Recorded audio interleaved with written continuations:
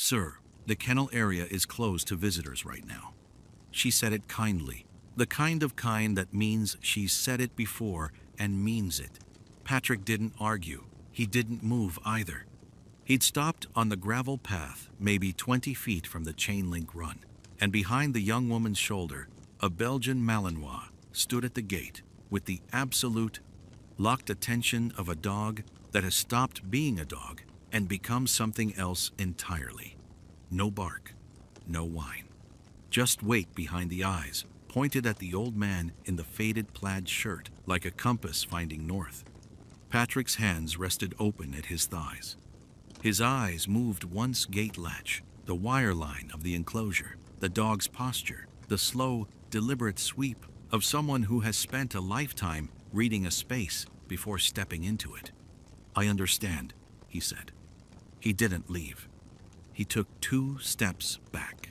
Not 3, not to the parking lot. 2 steps, and then he found the outer barrier and leaned his shoulder against the chain link, and that was where he stayed. The staff member watched him for a moment before she went back inside. She probably figured he'd move on. Most people did. He didn't. He stood there the way you stand when you're not waiting for anything to happen, both hands hanging open at his sides, his weight settled back on his heels. The posture of a man taking up a position he intends to hold without making a show of it. His eyes moved along the kennel, run in a slow, methodical sweep, not at Atlas directly. Along the wire first, the gravel path, the drainage channel beside the nearest post, the latch hardware on the inner gate. Taking inventory. The same kind of slow read you'd do before ducking under a rotor arc, checking the geometry of a space before you commit your body to it. The dog tracked every inch of that movement. Atlas hadn't shifted his feet. 4 days at this gate, and he was still carrying himself the way a dog carries itself when it has been given an instruction and is waiting on the follow-through, head level. Spine straight, not the posture of an animal in distress, the posture of an animal that knows something no one around it knows yet. Patrick watched him breathe. The dog watched him back. After a while, Patrick drew a slow breath through his nose, deep and deliberate, the kind of breath you learn when you spend years standing next to an engine that can kill you if you flinch. He held it for a count, released it. The small lines around his eyes settled. Some tension that had been there since he'd stopped walking eased down into the ground. He raised one hand and pressed it flat against the inside of his jacket, just below the left lapel. A brief contact. His fingers didn't linger, just touched the spot, confirmed what was there, and dropped. Whatever the motion meant, it was not for anyone watching. It was the kind of thing a man does the way other men cross themselves privately, out of habit, out of the knowledge that some things you carry because they remind you what you're carrying them for. His hand came back to his side. He didn't look away from the dog. The facility hummed around him. Somewhere down the row, another dog shifted in its run, nails on concrete. A vehicle passed on the road beyond the lot. The afternoon light was getting long, cutting gold across the gravel, and in that light, Atlas looked older than his file probably, said the gray heavy around his muzzle now, the chest not as deep as it once was. But his eyes were clear, completely clear. Patrick's mouth moved, not quite a word. He wasn't calling the dog. He wasn't making any move toward the gate. He was barely audible, the kind of register you use when you're acknowledging something to yourself because not acknowledging it would be dishonest. "There he is," he said. He said it the way a man speaks a name he has not let himself say aloud in years, something long held in the chest, the weight of it only becoming clear when it finally shifted, not relieved, not triumphant. Just quiet, just honest. Atlas's ears moved a small rotation, precise and immediate, the right ear pivoting toward the sound before the rest of the dog caught up. Then nothing.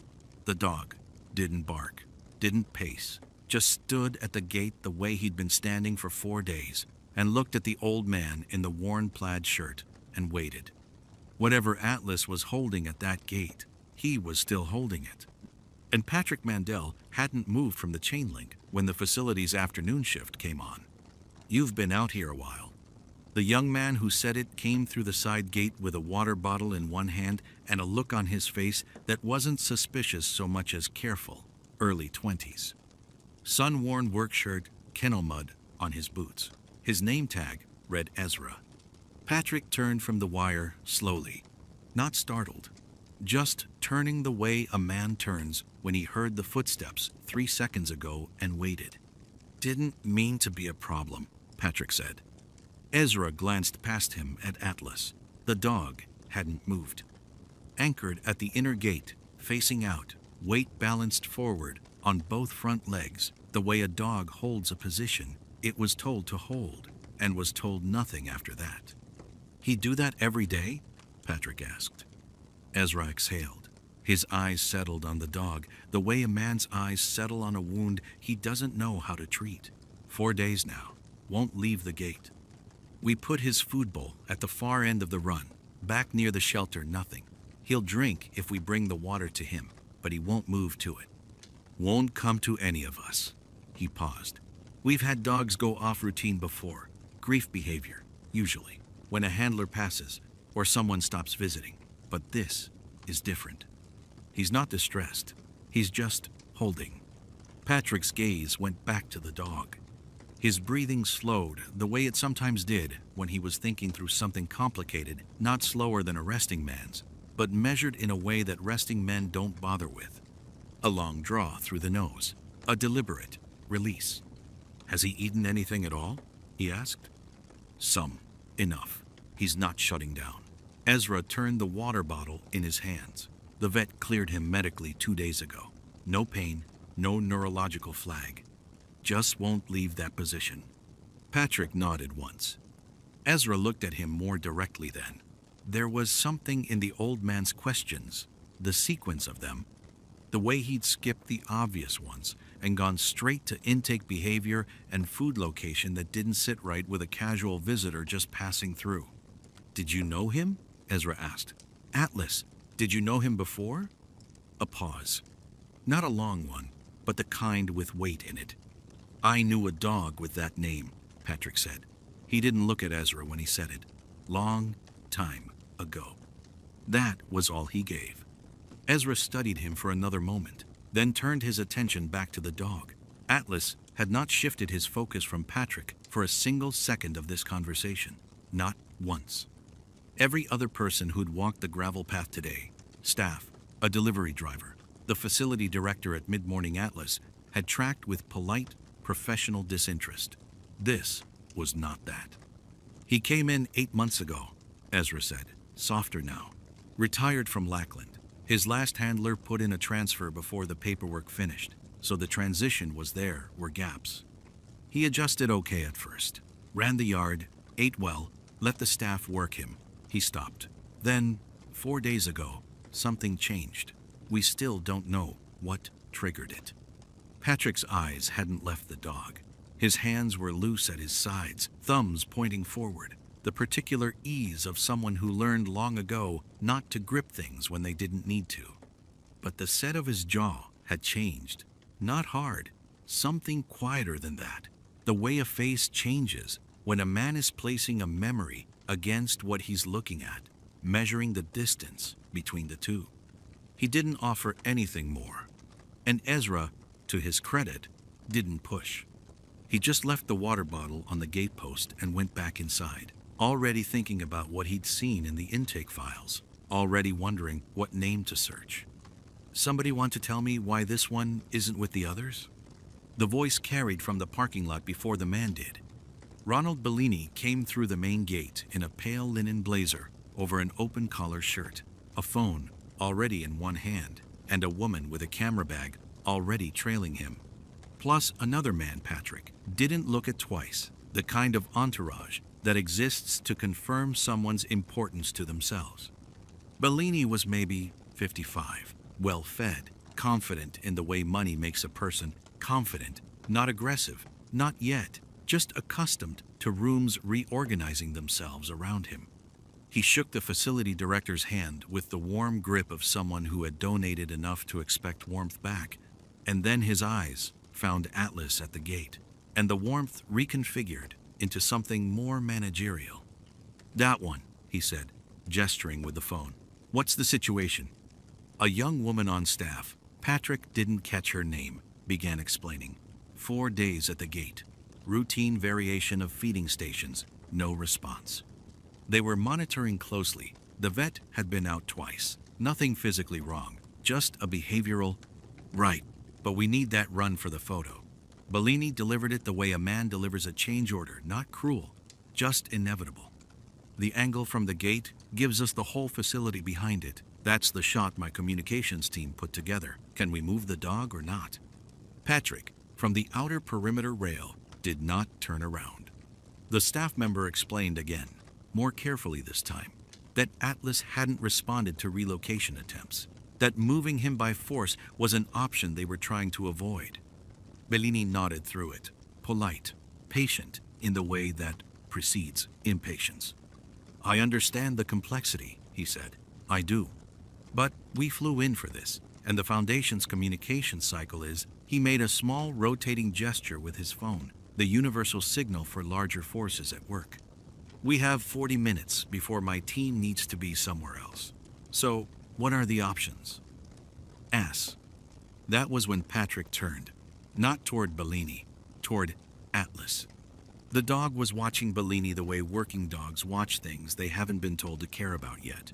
A flat, measuring attention, not aggression, just registration. Bellini hadn't noticed. He was already pulling up a number on his phone, already shifting from patient donor to something slightly more compressed. "I'll just reach out to Director Whitmore directly," he said, pitching it at the middle distance between courtesy and pressure. "Not to go around anyone, just to make sure we're all working with the same information." The camera woman had drifted toward the gate instinctively. She raised her lens, then lowered it when Atlas didn't move, when the image offered nothing that looked like the kind of noble animal shot that moves donors at fundraising dinners. Patrick watched the dog's shoulders, watched the weight of Atlas's head and the angle of his ears, and the particular tension in those hindquarters, the specific configuration of a dog not in distress, but in position, holding something, waiting for something. He'd seen that posture in a forward operating base in Helmand Province, in the dark, in the dust, watching a post for 8 hours without breaking. He'd been the one who taught it. Bellini's voice had gone up a register, not loud, just pointed. 40 minutes, and I'd really like us to find a workable path here before I have to escalate." Atlas didn't look at him. Atlas didn't move. And Patrick leaned his forearms on the outer rail and watched the dog hold that gate like nothing in the world had changed, like no time had passed at all, like it was waiting for a command that only one person had ever given it. Bellini had stopped pretending to be patient. He was standing in the gravel path between the second and third kennel runs, his phone held chest high like a prop, and his voice had taken on the particular edge of a man who had learned that volume was a substitute for authority. Not shouting, not yet, but close. "I'm not asking you to euthanize the animal," he said, spreading his hands as if Ezra had accused him of something. "I'm asking for a basic operational decision. If the dog is a problem, you move the dog. That's facilities management." Ezra was 24 years old and had been working at the facility for 11 months. She had good instincts, and she kept them mostly to herself. Right now, those instincts were telling her to stand her ground. But Bellini had a name on the building's east wing hallway, engraved on a bronze plaque, and she knew it. "Atlas isn't malfunctioning," she said carefully. "He's exhibiting a very specific behavior. We're trying to understand the trigger before we intervene." "The trigger." Bellini repeated it, the way you repeat something absurd back to someone to make them hear how absurd it is. "He's blocking a gate. He's been blocking it for 4 days. The trigger is that nobody made a decision." One of the two people with him, a woman with a camera bag and a Foundation lanyard, had stopped taking notes. She was watching Atlas instead. The dog was worth watching. He hadn't moved. He hadn't looked at Bellini once. His entire attention was directed through the gate wire and across the yard to the outer fence, where an old man in a plaid flannel shirt stood with his forearms resting on the top rail, watching back. Bellini hadn't noticed that dynamic yet. He was still focused on Ezra. "I've got a photographer here," he said, quieter now, which was somehow worse. "I have a commitment to 3 board members that this visit produces usable material. I don't think that's an unreasonable thing to communicate to a facility that we fund." Ezra opened her mouth, closed it, took a breath. "Give me 10 minutes, she said. She didn't wait for him to agree. She moved up the gravel path toward the office at a pace that wasn't quite a jog, pushed through the side door, and went straight to the filing cabinet behind the intake desk, the metal one with the sticky second drawer that nobody had ever gotten around to fixing.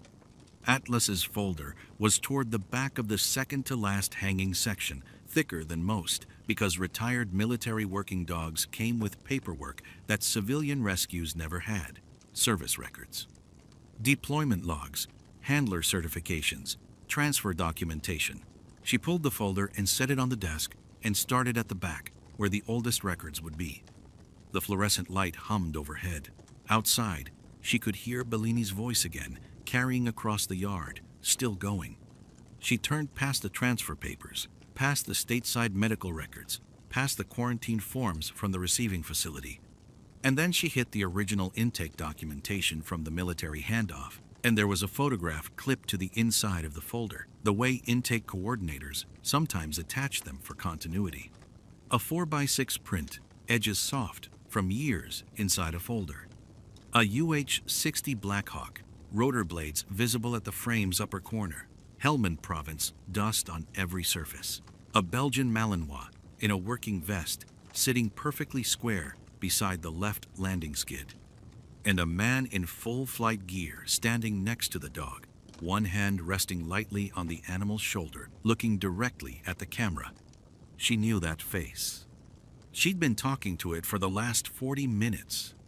Bellini had someone on the line. His voice carried across the gravel like he wanted it to. "I understand the animal has behavioral issues, but that's a facility problem, not a donor problem. What I need from you is a solution, not an explanation." He turned away from Ezra, turned away from the kennels. Facing the parking lot, one hand in his jacket pocket, working the call like a man who had spent 30 years making problems disappear through the right phone number. Atlas hadn't moved. The dog was still at the gate, front feet planted exactly where they'd been for 4 days, weight distributed forward, eyes locked on the fence line where the gravel path curved toward the outer yard. Not growling, not pacing, just holding. Inside the intake office, Ezra had been through 2 filing drawers and a scanned folder on the desktop before she found it. The original military working dog transfer packet. The kind that came with dogs who'd been somewhere first. The kind that usually had a chain of custody photograph clipped to the inside cover because someone in the system, years ago, had decided that was protocol. She almost missed it. The photo was black and white, printed on standard paper, the contrast a little blown out the way scanned originals always were. 2 figures beside a UH-60 on what looked like compacted dirt. A forward pad, the kind you built fast and used hard. The dog was on the left. A Belgian Malinois, in a working harness, ears up, looking directly at the camera with the flat attention of an animal that had learned a camera meant a handler was standing still, which meant a moment of rest.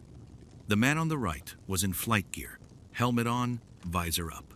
The suit was generic. The face was not. Ezra picked up the photograph and walked out of the office. She didn't run. She moved the way you move when you are carrying something that needs to arrive intact. Bellini was still talking. "No, I want a call back within the hour. The foundation has a schedule, and I don't think you fully appreciate." She walked past him. Not around him. Past him, close enough that the edge of the printed sheet passed within a foot of his elbow. He glanced sideways, registered that it was the Kennel tech, and looked back toward the parking lot. Patrick hadn't moved from the outer fence. He heard the gravel before he saw her, that slow sweep of the eyes, fence line, gate, path, approaching figure, and he placed her trajectory before she was halfway across the yard. His weight shifted slightly back onto his heels, the way a man shifts when he knows what's coming and decides not to step back from it. Ezra stopped 2 feet away. She held up the photograph. Patrick looked at it for a long moment, not the way someone looks at a surprise, the way someone looks at a thing they knew was somewhere and are only now finding out where. Helmand, he said, quiet, almost to himself, 2011. You told Kara you were just passing through. I was.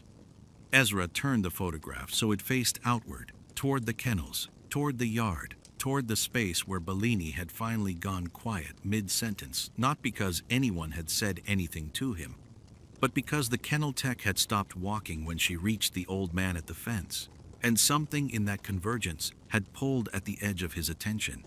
He lowered the phone. Atlas was still at the gate. But the dog's posture had changed. In the last 30 seconds, the rigid forward lean had shifted into something else, something coiled and waiting. The way a dog shifts when a familiar frequency enters its range, and the entire nervous system locks onto it before the mind catches up. Bellini watched. He didn't know what he was watching, but he knew the story had moved without him, and he hadn't been told where it went. Ezra stopped 2 feet from the fence and held up the photograph without preamble. Sir. That was all he said, just that one word, the way you'd say it to someone you just realized outranked you by about 30 years of decisions you couldn't fathom. Patrick turned from the fence. His eyes dropped to the photograph. They stayed there. It was a standard intake document printed on copy paper, a little smeared at the margins, the way things always printed in those forward offices. But the image was clear enough. A UH 60 inches the background, rotors not turning, ramped down. A man in full flight gear standing at the nose of the aircraft, with one hand resting on the dog's withers. Belgian Malinois. High drive posture, ears forward, leaning slightly into the handler's leg, both of them looking at the camera like neither one had asked for the picture. The man in the photograph was Patrick Mandel, 43 years old in that image, maybe 44. Helmand Province dust on his boots. The plaid flannel wasn't there. There was a flight suit and a plate carrier and a unit patch Ezra didn't recognize, but the face was the same face, same jaw, same unhurried way of occupying his square footage. Patrick took the photograph with both hands. Careful, the way you'd take something fragile, though the paper wasn't fragile. He looked at it for a long moment. The kind of look that isn't really seeing the paper anymore. Where did you find this? His voice was level, not surprised. Something else careful in a different direction, like a man walking a route he's already assessed and hasn't yet decided whether to commit to. His intake file, Ezra said. The original handler transfer paperwork from when Atlas was medically retired.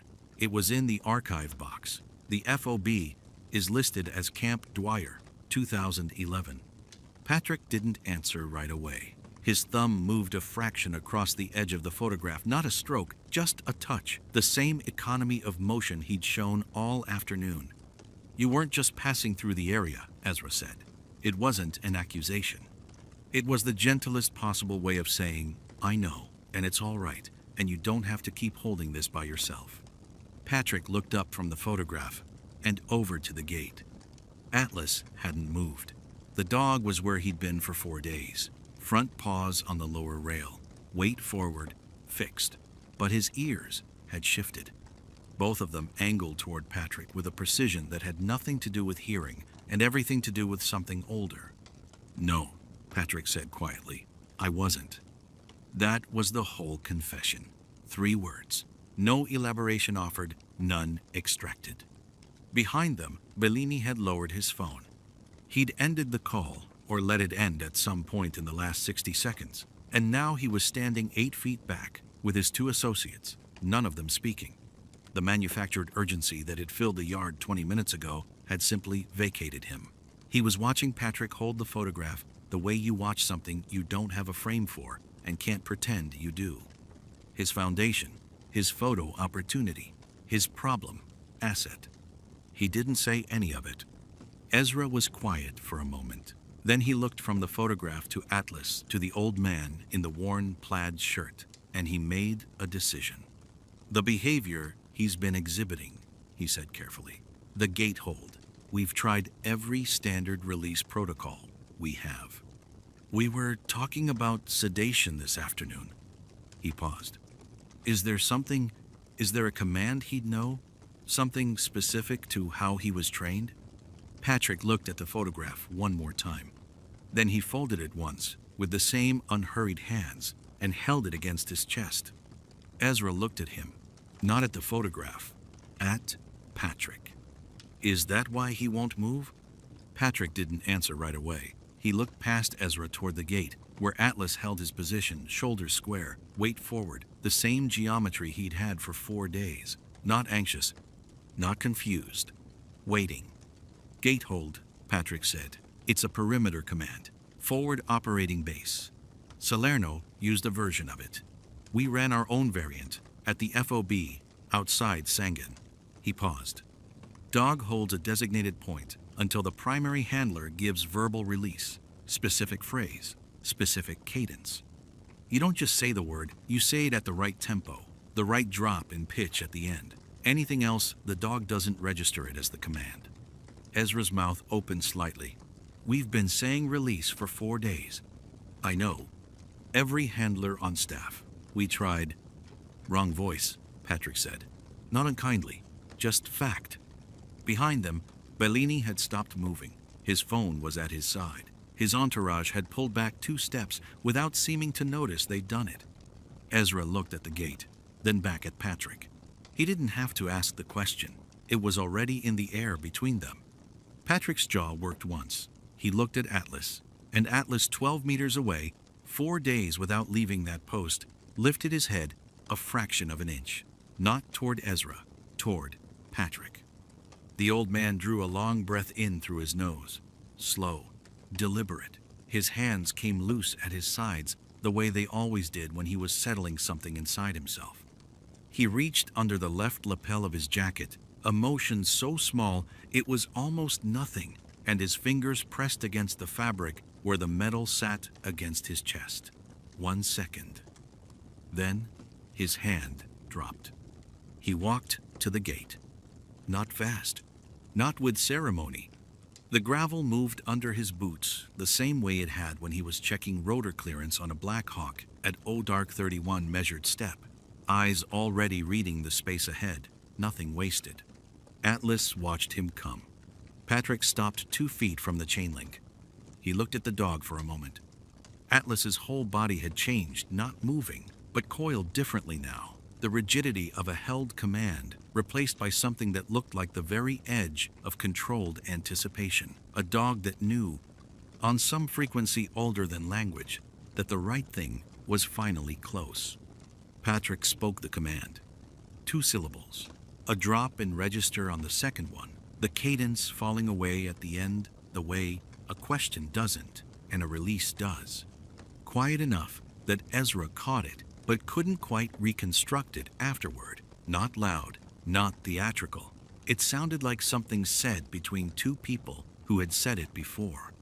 The 4-day vigil ended in the space of a breath. Atlas crossed the gate threshold in 4 strides and sat down at Patrick's left boot. Square, clean.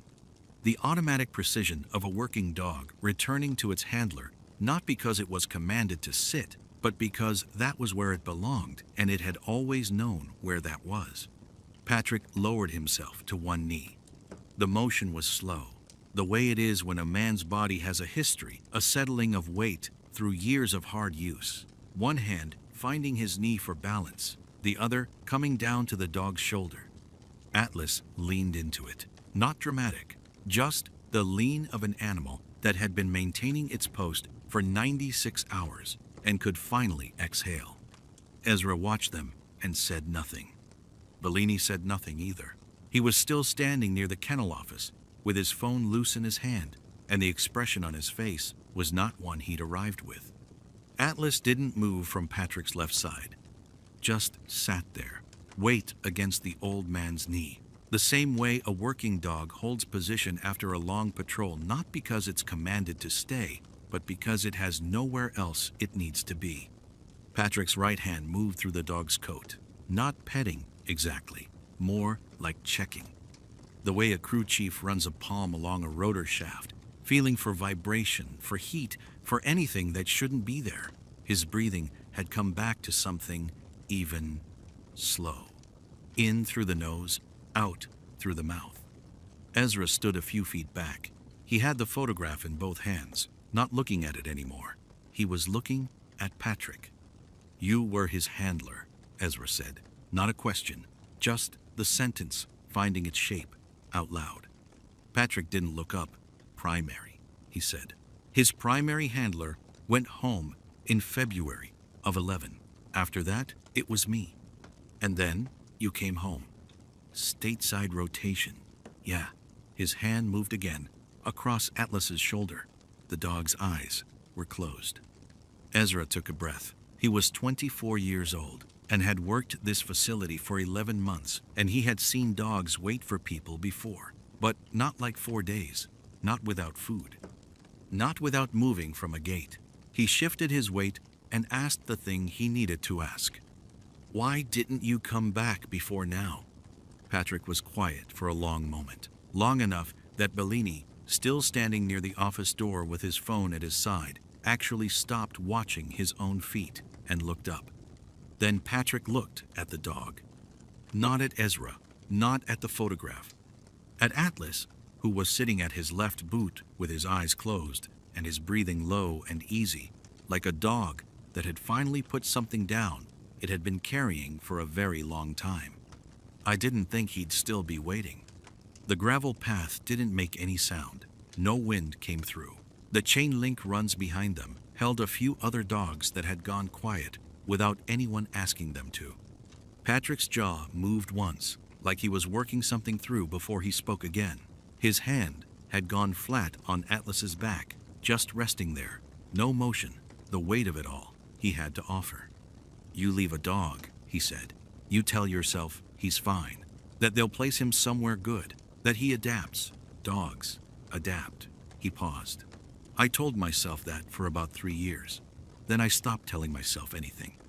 Ezra didn't say anything. This was not a moment that needed managing. He was trained to hold that gait until his handler called him off, Patrick said. That's what he was doing. I know that. But knowing the mechanics of it, he stopped. Good. His hand pressed slightly against Atlas's coat. Knowing why it doesn't make it smaller. Atlas turned his head and pressed his nose against Patrick's forearm, just once, then went back to sitting. Patrick looked at him for a long moment, and something in his face moved, not dramatically, not like a man breaking down, but like a man who had been holding a door shut for years and had simply run out of the energy to keep his shoulder against it. 14 months, he said quietly. He worked next to that aircraft in 110 degrees, trusted every hand signal, never broke protocol once. And when I left, he waited. He exhaled, slow and deliberate. I should have come back a long time ago. Bellini turned and walked toward the parking lot. No photograph, no call to the director. He passed the office window and didn't look back. Neither Patrick nor Ezra watched him go. Atlas opened his eyes, looked up at the old man in the plaid shirt, and settled his weight more firmly against Patrick's knee patient, unhurried, as if he had all the time left in the world to give. Ezra held the gate open. Patrick rose slowly, one hand braced on his knee, and walked through. Atlas moved with him left side, a half step back, the working position he'd held for 14 months along the wire, at a forward operating base that no longer appeared on any public map. Not trained back into it, never trained out of it. The gravel path ran the length of the kennels and turned toward the main lot. Patrick walked it the way he walked every space, eyes moving first, hands loose, nothing hurried. Atlas matched him stride for stride, the soft click of his nails on the gravel the only sound between them. The sky had been flat and colorless all morning. It broke along the western edge just as they reached the far end of the path, not a dramatic split, not a shaft of light aimed at anything in particular. Just a long, pale strip of gold pressing through the gray, the kind that comes after days of overcast and doesn't announce itself. It lit the gravel ahead of them in a slow, even wash. Patrick didn't look up at it. He didn't need to. He already knew something had lifted.